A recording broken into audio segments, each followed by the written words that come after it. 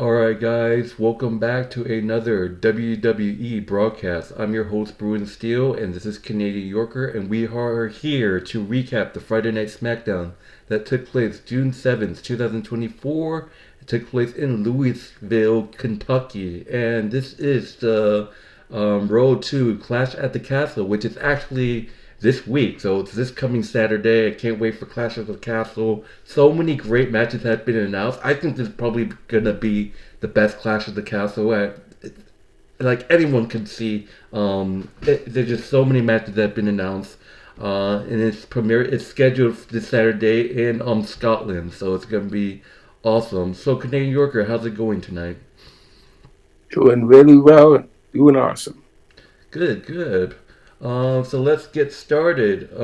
So basically, the opening segment is the Bloodline. So obviously, the Bloodline, the story with them, obviously, and this is their initiative to welcome Tonga to the So they announced that the Bloodline has new roles now that Roman is gone. Paul Heyman even, hesitant. You can tell that Paul Heyman was hesitant, saying that as until Roman is back, Paul Heyman said that Solo's the tribal chief.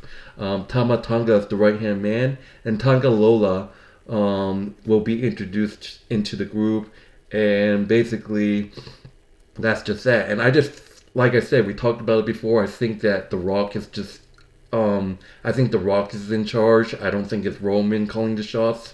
But then they talk shit to Kevin Owens. Kevin Owens hit the rings and gets saved by the Street Profits. And then Owens gets a steel chair. The Bloodline runs off and KO, and the Street Profits stands tall. So, what are your thoughts about this Bloodline situation and the new members? I really think that Paul Heyman is going to run to Roman once he returns, making him a face. So obviously, this bloodline situation is out of control. I feel bad for Kevin Owens because he's been dealing with the bloodline for now 4 years, so it's ridiculous. So, what are your thoughts on this opening segment with the bloodline? Yeah, I definitely think that it's interesting seeing the new bloodline. Solo Sikoa is the tribal chief, the new tribal chief. Tongaloa and Tamatanga are the new members. Um, I don't know if I think that The Rock is the one behind this business. Um, I definitely agree that I think that Solo Sikoa, this is Solo Sikoa's own doing. This is Solo Sikoa taking over as the new tribal chief in place of Roman Reigns. Um, I see that happening. I mean, 4 years is a long time for Kevin Owens to be fighting against the bloodline, but he's been fighting tooth and nail to uh, um, so Kevin Owens needs this push to keep fighting the bloodline. Um, it's kind of interesting to see where the angle is going to go with this. I don't know why the Street Profits are involved, but obviously the Street Profits had some bad business with the bloodline. Maybe have they left Bobby Lashley behind? I mean, what has happened between Bobby Lashley and the Street Profits ever since Bobby Lashley was there? I know Bobby Lashley is sidelined, but are we going to see Bobby Lashley return and help Kevin Owens against the Bloodline? That's going to be an interesting angle with Bobby Lashley, the Bloodline versus the Blood and Street Profits versus the Bloodline. So uh, I'd like to see more of that going forward. So Yeah, I totally agree. So it's an interesting storyline with the bloodline. So moving on to the first match of the SmackDown, we got Bianca Belair and Jade Cargill versus Candice LeRae and Indi Hartwell. So it was actually supposed to be Jade Cargill versus Indi Hartwell, but things didn't work out. So Nick Aldis announced the tag team match instead of the one-on-one match that was originally supposed to happen between Jade and Indi. So, as well, Ebba Fire and Isla Dawn came out to see the action, as well as Shayna Baszler and Zoe Stark. Bianca and Jade, they just look unstoppable. Candice and Indi had no chance at all, and it went back and forth. And then at the end, it was a pretty much out of the ballpark match. It was a wheelbarrow DDT suplex combination by Bianca and Jade to win the match. Bianca, Belair, and Jade Cargill defeats Candice LeRae and Indi Hartwell by pinfall. But after the match, they get attacked once again by the two teams of Zoe Stark, Shayna Baszler, and the holy reunion of Dawn and Free. But then things didn't work out, and then Bianca Jade regrouped and was able to attack both teams standing tall. And it was announced later that Nick Aldis announced a huge triple threat tag team match at Clash of the Castle. It's going to be Bianca versus Jade versus Zoe Stark and Shayna Baszler versus a team of Alpha Dom, and Frey. So a triple threat tag team women's match. So that's going to be awesome. So what are your thoughts on Bianca's and Jade's huge win? I think it's great. It's a great pickup for them, man. I mean, they are such a dominant team together rather than separate. They are a dominant team together. I don't want to see them, turn on each other. I don't want to see them break up just so soon, right when they just got together. And they are doing a great as tag team champions. They're powerful. I'm just loving them as tag team champions. It would have been better to make an unholy fatal four way instead of a triple threat because we have the unholy alliance that's still out there, and it would be great to have them added as well into the mix to make it a fatal four way match right there. So that way, uh, this makes it more interesting. Because the unholy alliance is just getting involved and being annoying pests that they are. Um, so it's just we're seeing great rivalry right here. This is something Damage Control never had, but now we're seeing this rivalry for the women's tag team championship, and I'm loving it. Yeah, but still, it's about time that they gave Elba Fire and the other girl, whatever her name is, I forgot her name. Elba Fire and Dawn, their chip because when they were on SmackDown, they were pretty quiet. They didn't really have a push or anything like that, and they had every right to be pissed off at Nick Aldis. And I said it before, they deserve a push, and they finally get it. And in terms of the triple threat, they're going to be competing in their home country. If you guys don't know, Dawn and Fry are from Scotland, so there's a lot of people from Scotland competing in this pay-per-view. So it's going to be fun to watch. Pimper Niven's from Scotland. She's facing Bayley. And then you got Drew McIntyre's from Scotland. He's facing Damian Priest. So a lot of home heroes going into this pay-per-view. But moving on, there was supposed to be a match between Apollo Crews and Angel Garla, part of the Legano del Fasma, but it didn't happen because Apollo Crews got attacked by the group backstage. So no singles match because Legano del Fasma jumped Apollo Crews backstage, leaving him laying. So they called off that match. So that's a bummer. Fuck Santos, go screw yourself. I really wanted to see that match, but they're just cowards, like they always are. But moving on to the next match, which did happen, thankfully. Grayson Waller versus Johnny Gargano. Last week we saw Austin Theory versus Ciampa, so that's one of the matches I saw live at the Friday Night SmackDown. But there's a lot of people out there that hate Austin Theory, but I'm sorry, fasten your seatbelt. Austin Theory is gonna turn babyface sooner or later. This is the second time that Grayson Waller used Austin Theory. It was a great match at first. Obviously people were cheering Johnny to win. But Grayson Waller won this match because of him using Austin Theory. So what happened was Grayson Waller kind of fell to the ground, and then Austin Theory was looking to see if he was okay. But then Grayson Waller used Austin Theory as a shield, and then as a result, Johnny Gargano got in the way and took out Austin Theory. So Grayson Waller used Austin Theory as a shield, causing Johnny to take out Austin instead of Grayson. So That's a huge no-no for Grayson. I'm telling you, this is the second week in a row that Grayson used Austin. That's why I'm saying, guys, if you're an Austin Theory hater, just like Joey, our friend Joey, I'm sorry, but Austin Theory is turning face soon. But Grayson Waller takes that advantage, and then Grayson Waller hits the flipping kill switch. Grayson Waller defeats Johnny Gargano thanks to using Austin Theory as a shield. But what are your thoughts on this? I mean, that's kind of wild that he would use his own teammate and have no remorse for it when he just used his own teammate as cannon fodder to basically take the hit and get the win. And also last week he basically said himself that he's the reason why the team is together, and so he's just using Austin Theory to get what he wants, to get the wins, to pick up everything.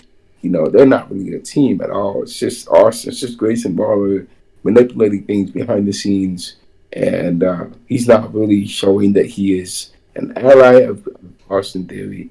He's showing that he is, he's just a user. He is not somebody that is a give and take type of person. He's a user. He just gives. He takes. He doesn't give and take. Um, so I mean, I definitely agree with you that Austin Theory is definitely going to get pissed at this, and he's definitely going to turn on Grayson Waller for. And this is not good for them because they're tag team champions. They need to be united. Right now, they are not united as a tag team, and then Johnny Gargano and Tommaso Ciampa are going to take advantage of it. All right. So moving on, we got Cody Rhodes coming out. Cody Rhodes is pissed that AJ Styles faked his retirement last week. By the way, I was live there for that. I even called it. I was there live, so it was non-predictable. It's like AJ is going to pull Mark Henry. I was there live, but then Cody's pissed off. We saw at the beginning of the show he wanted to have a parking lot brawl with AJ, so he wanted to jump AJ Styles when he came, but Nick Aldis as well as security came and stopped him. And in the segment, Cody wants to fight, and then the club. So basically, Luke Gallows and Carl Anderson turned heel last week. So the OC is a heel faction. We have a lot of heel factions right now. So it's insane. Like, I mean, we have the Street Profits and Bobby Lashley's face faction, but we need to see more face factions. But I mean, we're probably going to see Roman come back as a face faction, don't get me wrong. But the club, AJ Styles comes out, but there's security rushing to block them. AJ Styles gets in the mic, said he doesn't care what Cody wants, and he wants Cody to give him a title shot, but Cody said, yeah, you got it, but he said he doesn't want any regular match. It's announced that a huge main event, Cody Rhodes will defend the undisputed WWE Championship against AJ Styles in a I Quit match. So that's gonna be huge, which Nick Aldis makes official.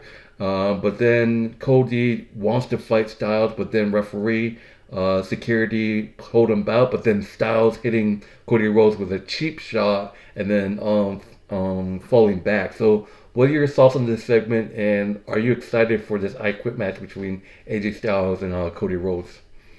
I do have a question for this I Quit match. Does this mean that the person has to quit, and does that mean that they have to leave WWE? No. So basically, it's just a regular match. So anything goes. You can steal handcuffs. You can still use steel steps. You can still use steel chairs. So basically, you have to beat up your opponent that bad and force them to say the words "I quit," and then the match is over. Okay, And gotcha. then Then We I mean, obviously seen John Cena. Obviously, John Cena is undefeated in these matches. Obviously, he doesn't quit. He's like never give up. So basically, John Cena, I believe he's 5-0 when I quit matches. But this has nothing to do with this. But that's basically how it works. okay, then I gotta say this then. Um, I don't know what Cody Rhodes' record is. I don't know what AJ He's a Styles' record fighter. is. He's a fighter. I highly doubt he's gonna quit, but this is something we're gonna talk about in our prediction video. We're gonna make our Clash at the Yeah, Castle prediction video this week. We can talk about it more when we yeah, do it. But like I yeah, said, yeah. he's not a quitter, so it's kind of hard to see what's gonna happen. But yeah, Yeah, I will say that it's going to be an interesting match between Cody and AJ. This is round two, so it's going to be exciting to see that happening. I would say this: Cody Rhodes, ever since WrestleMania, Cody Rhodes doesn't really have a legitimate person that he has to overcome. So his story has become a little boring. People are already bored with him as champion. And he definitely needs somebody that's going to give him that push forward, and that makes sense for Cody to have somebody, an adversary that's going to push him forward as a champion. And so, having said that, I think AJ Styles is a perfect candidate because AJ Styles has history with Cody, especially wrestling his dad, and now he's wrestling him. Cody and always AJ know each other pretty well, so I like this. This is an interesting story. It should be pushed a little bit more going forward. yeah. But anyways, moving on to the next match, we got Carmelo Hayes versus LA Knight. So obviously we know how LA Knight wants Logan Paul's championship, but Logan Paul said that LA Knight didn't do anything to deserve it. He said he told LA Knight to go back to the mid Carter. So basically Logan Paul hasn't showed up in SmackDown in 2 weeks. I know you're Oh gonna be my like, fuck goodness! him. I know. But it's definitely gonna be a storyline that will lead to SummerSlam. I think it's definitely gonna be SummerSlam or MIB pay per view where they finally maybe LA Knight will keep targeting, and then maybe Logan Paul would be like, fuck it, let's fight. But there's obviously have to be a storyline between this LA Knight and Logan Paul, and then Carmelo Hayes interrupted LA Knight leading up to this match right here. And this was a great match. It's a shame that I didn't see LA Knight last week. I mean, I saw him backstage for Megan, but he didn't come out, and there was a lot of LA Knight chants like before the event and then after. So, but that just for that, just to not to see LA Knight. But this match was great. It was kind of quick. Carmelo Hayes, like, oh my god, LA Knight exposed them. LA Knight, it went back and forth. LA Knight with the people's elbow, so a little of the Dwayne Johnson, the Rock move, and then LA Knight, I think he hit the LBT, but LA Knight defeats Carmelo Hayes by pinfall. What are your thoughts? It's a good pickup win for LA Knight. Carmelo Hayes. I want to say this. Carmelo Hayes is still new, and he's still new on the roster. It's not that he's trying to find his way, but I guess he is trying to find his way. I don't want to see LA. I don't want to see Carmelo Hayes end up like some of the other wrestlers from the past when he's just brand new. He definitely needs to pick up some wins. He's still young. He still has a lot of improvement to do, a lot of things to learn. So um, it'll be great for him to be able to get some more wins under his belt going forward. And what would be interesting for a person like Carmelo Hayes and all the other wrestlers who are not as used as much. I did see an article today about how the WWE needs an extra championship or two for those wrestlers. Like I remember back in the day, they had a cruiserweight title. So maybe if they bring that back, this cruiserweight title, um, they bring back the cruiserweight championship, not just have the WWE heavyweight championship, but to have cruiserweight title championship. That would be great. It'd be great for Carmelo Hayes and all these other wrestlers who are not as used as much, like Bronson Reed and all these other guys. Shinsuke Nakamura is go and get those titles. That would be great for them. All right, so moving on. Obviously talked about LA Knight wanting Logan Paul, and then we see my girl, Tiffany Stratton. We see Tiffany Stratton confront Nia Jax. If you don't know, Tiffany Stratton and Nia Jax are actually really good friends outside of the work. Tiffany Stratton said that she has her back without leaving Nia with a raised eyebrow. So Tiffany Stratton wants to tag team with Nia Jax. That's gonna be hell of a duel. I don't give a fuck what you say, but that's gonna be hell of a duel right there. Nia Jax and Tiffany Stratton, let's go. They'll be unstoppable, honestly, and the fact they have chemistry together out of the ring, they're good friends in real life. But imagine that. But we'll see if that's something that's considered in the future. I'd like to see Tiffany team up with Nia. Holy moly, that'd be great. But we'll see if that's a option. But then we see Nia Jackson, Mia Ying go at it, and then brawls break up. But moving on to the next segment, we got Bayley. We got the women's champion, Bayley, and she gets interrupted by Pimper Nivens and Chelsea Gray. And basically, Pimper Nivens has the audacity to call Bayley a loser several times. You have no right to do that, despite that you're a loser, more times of a loser than Bayley. And she said that Pimper is going to finish the story, pulling a Cody, and said that she will become WWE Women's Champion. But then Bayley said that, oh, I respected you, but then instead of asking for a match, you just come up from behind and attack. And he said she's gonna have fun beating Pimper in her own country. And said that Pimper Niven's gonna embarrass Bayley, and that's just that. So huge match for Bayley. We have to see if she can handle Pimper. And look, I hate Pimper Nivens, but she's a tough opponent. She's huge. She's a tough opponent for Bayley. We've seen what Pimper can do. Twice in 2 weeks, she took out Bayley easily. This is probably going to be Bayley's first toughest test.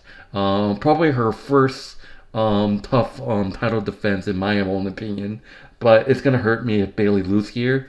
But I just feel like Bayley's got to win here. It's just too early for her to drop a title. Like, all that shit that happened with her was damage control just to have a lame title reign. It's just, I'm not feeling it. But like I said, I'm not here to make predictions. We'll make our predictions when Clash of the Castle video comes around. But what are your thoughts? Honestly, I mean, the whole thing with Bayley coming out talking on the ring, and then she gets interrupted by Chelsea Green and Pimpin Evans. Chelsea Green did a lot of talking. Chelsea Green did a lot of talking. She talked too much. She ran her mouth. That's what she does. After she was done, Every time this Pimpin bitch Evans talks, every started time this talking. bitch talks, I just want to pull my fucking ears out. Like go ahead. understand, understand how you feel about Chelsea Green, but Pimpin Evans though, I've never heard Pimpin Evans talk at all. Chelsea Green is the one that does the talking all the time, every single Look, I time. do I She do speaks for gotta them as a admit, this team. was probably by far, and I hate to admit it, but this was by far Pimper Niven's best promo on mic so far this year. And if you guys don't That's know, because if the you guys person. don't know, Pimper Nivens used to be Dewdrop. So Dewdrop used to be with like Eva Marie, the whole shenanigans with Alexa Bliss. So her old wrestling name was Dewdrop. If you guys don't remember that. Yeah, so she was. I would say that Pimpin Evans gave a really good promo. She was really good. I'll admit that she was. I was impressed with her delivery to Bayley. I was impressed that she actually won multiple titles before Bayley came into the ring. She's been around the block, obviously. So she knows how to win a championship, and it's interesting that she's doing what she's doing. Um, and I would say that I am impressed with Pimpin Evans. With Pimpin Evans doing this, Bailey mentioned that Pimpin Evans doesn't need Chelsea Green, and I have to agree with her. I actually have to agree with Bailey that Pimpin Evans does not need Chelsea Green, because Chelsea Green is just riding her coattails to help her win a championship. She helped her win a tag team titles, but she really doesn't help her now. She doesn't need her now that if she wins the world heavyweight, if she wins the title off of Bayley, Pimpin Evans is not going to need Chelsea Green in her corner because she's already a proven champion, There's and gonna be she's like already some she sort has of if money. Pimper Nivens, if she does win the championship, obviously I'm gonna be so mad. But if that happens, I can probably see maybe her turning. Maybe Pimper Nivens will turn on Chelsea Green. And as much as I hate it, people's been talking about Chelsea Green as a face. That could be a pass right there. So I mean, I don't want people to cheer Chelsea Green, but I mean that could be a pass if that's the case. If Pimper Nivens did take on Bayley's words, and once she wins the championship, she just turns on Chelsea, making Chelsea the face. And then maybe imagine Chelsea Green and Pimper Nivens have a feud. Oh my god. Or Okay. maybe Chelsea Green stays the heel and she attacks Pimpin Evans for winning the championship because she gets jealous at her. I can see that happening too. That's something we can So talk about in our predictions. But moving on to the main event, surprisingly, yeah, wouldn't be surprised. SmackDown was pretty short. It's always been short. It's 2 hours. Last week's show seemed pretty short. But the main event. Oh, by the way, I think Paul Heyman was trying to leave, but then Solo caught him, and then Solo got him to the face, saying, "Where the fuck are you going?" He's like, "Oh, you're gonna go to Nick Aldis and then make a match for having those guys make us a fool." And it's like, if you don't, it's the main event. It's gonna be a locker room of Paul Heyman versus Tama Tonga in like an argument. So, main event is Kevin Owens and the Street Profits, Angelo Dawkins and Montez Ford versus the Bloodline, Solo, Tama Tonga, and Tonga Lola. So 6-man tag team match. Obviously, who thought Roman was gonna return to this match? No. um, but it went back and forth. Kevin Owens did put up a fight, but then I think things didn't get out of hand. Kevin Owens did hit the stunner, but then the Bloodline pulls KO of the ring, and then Solo attacks Ford with a steel chair, ending in a disqualification. So Kevin Owens in the Street Profits defeats the Bloodline by disqualification because Solo hit Montez Ford with a steel chair. But then Kevin Owens in the Street Profits with a huge beatdown, and this is where Solo was announced to be the tribal chief until Roman comes back, and he's acting all like Roman now. He's be hitting spears. He hit a spear on Montez Ford, like a Roman like spear, and then they did the Shield triple power bomb to Kevin Owens for the announce table. So now Solo's playing mind games with Roman, and this just showed that yeah, Roman's gonna return as a face. That just shows them it's like, how dare you steal my move? So that's the end of the show. The Bloodline, as well as Paul Heyman, stands tall over Kevin Owens. And this is what I talk about. Poor Kevin Owens has to fight the Bloodline for 4 years now. He's been fighting the Bloodline for 4 years. Like, Sami broke free from them.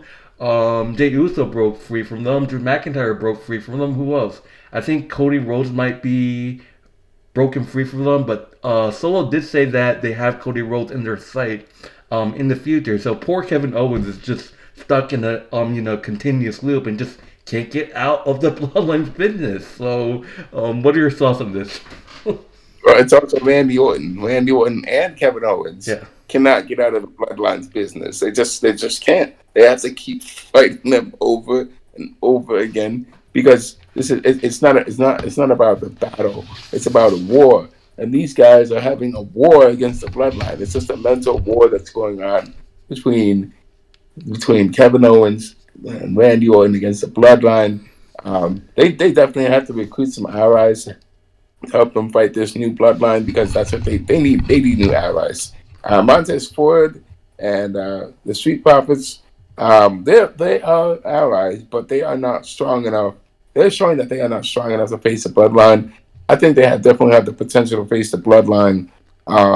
What's interesting is that right in the beginning of SmackDown, I believe it said people were calling for Roman, and then Solo mentioned something really interesting. I think Solo said something about and now what or where is he or something along those lines. He mentioned something. He said something. I don't remember what it was exactly that he said.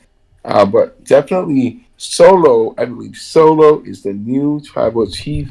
There is no influence outside influence influencing Solo. Really, Solo is the one that's in charge of the new bloodline right now. Because Solo kicked out his own brother. Okay, I definitely see Solo is the one that is taking control and handling things. Um, so there's a lot that can be said here. I mean, there's still much to see for the rest of this year with the bloodline go with this new bloodline going forward. Um, so Cody Rhodes is definitely still on the bloodline's top of the list, but they're I think the bloodline is taking out people. They're taking out Cody. They're taking Yeah, out friends who I feel like they're this is taking people gonna who are friends of yeah, I Cody. feel like this is gonna happen once Roman comes back. I think Roman will pretend to be a heel, but then really he's gonna be a babyface. He's gonna like see what's going on. He's gonna talk to Paul Heyman maybe behind Solos and the Tonga's Lola's back, and then maybe at some point, maybe at one point, usually when you're a heel, you turn into a babyface. The heels that you were with attacks you, so maybe Roman could pretend to be a heel, but then at one point, maybe Solo, Tamatanga, and then Lola will then attack Roman. And then imagine if like the Usos show up. That'd be crazy. But we can talk about that in another of talk about later. But anyways, that would do it. In terms of grading, it was not bad. I'm psyched for the two matches that have been announced. Like I said, this is going to be probably the best Clash of the Castle this year. Knowing there was a lot of Clash of the Castle before, I give this a, honestly, yeah, it was a great. It was a great show. I give this an A minus. I'll give it an A. A. I definitely think there could have been more that could have been done to give it more dramatic effect. Um, I'm wondering what is the situation going on with Michelin and Nia Jax, and why would Nia Jax attack Michelin and stuff? I definitely think there's something going on there with those two. Um, there's also the Bloodline story can definitely be fleshed out more, and knowing how the Bloodline is. And are they going to add a fourth member? Is what I'm wondering. If they do, that would be really interesting. So. All right, so that would do it for this week's Friday night SmackDown. Thank you guys for watching. Clash of the Castle is this Saturday, so be sure to stream it on Peacock. I definitely would probably watch it if I have the time. I think hopefully it's not at the same time when we're sleeping, but it's gonna be a hell of a Clash of the Castle. Me and Canadian Yorker will be back this week for our prediction video. Probably Tuesday or something like that. I think we have a double video coming up to do on Tuesday for Monday Night Raw. This week's Monday Night Raw and Clash of the Castle predictions. But if you guys haven't done so, like, subscribe, check out Canadian Yorker's YouTube channel. His YouTube link will be in the description, as well as our wrestling channel. Canadian Yorker here uploaded a few or maybe a lot of videos. It was a couple of videos. Be sure to check those out on our Wrestling Bros channel. The link will be in the description. But anyways, thank you guys for watching. My name is Bruno Steele, this is Canadian Yorker. Before I end this video, anything else, Canadian Yorker? Nothing else to say. Just be on the lookout for the new videos on the Wrestling Bros channel. Going into more depth on different things happening on Raw and SmackDown, and check out my channel. Check out Bruno Steele's channel. I'll see you later. Alright, see you guys later. Take it easy.